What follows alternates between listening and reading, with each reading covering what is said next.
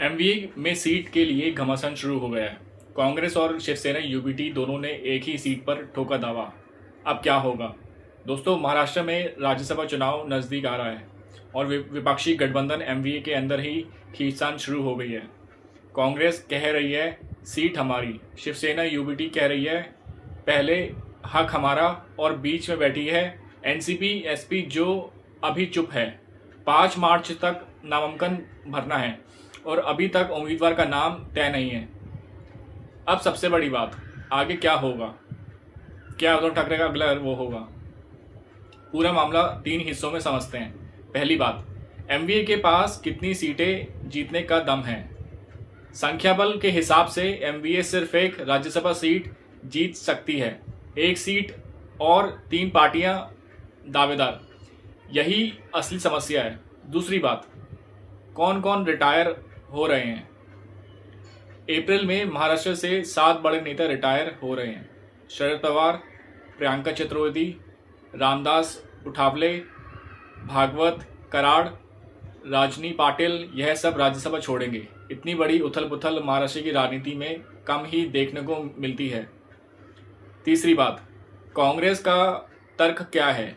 कांग्रेस नेता विजय वडेट्टीवार ने साफ कहा, हम राष्ट्रीय पार्टी हैं, सीट पर हमारा हक बनता है। दूसरी तरफ आदित्य ठाकरे कुछ दिन पहले ही कह चुके हैं कि पहला अधिकार शिवसेना यूबीटी का है। तीसरी और सबसे बड़ी बात क्या होगी? अब क्या इसका पॉलिटिकल एंगल हो सकता है? अब असली सवाल, क्या एमवीए एकजुट रह पाएगी? याद करिए 2024 विधानसभा चुनाव, एमवीए 7 लड़ी, फिर भी हार गई। अब राज्यसभा की एक सीट के लिए अंदर खाने लड़ाई शुरू हो गई है।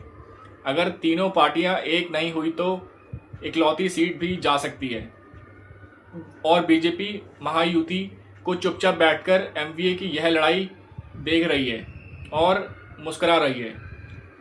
मालेगांव नमाज विवाद पर भी वडेट्टीवार को जवाब देना पड़ा। बीजेपी इसे भी चुनावी मुद्दा बनाएगी।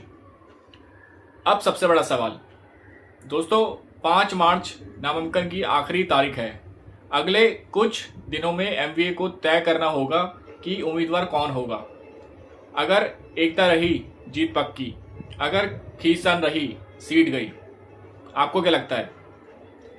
एमवीए किसे उम्मीदवार बनाएगी? कमेंट में बताइए। वीडियो लाइक करें, चैनल को सब्सक्राइब करना ना भूलें। धन्यवाद।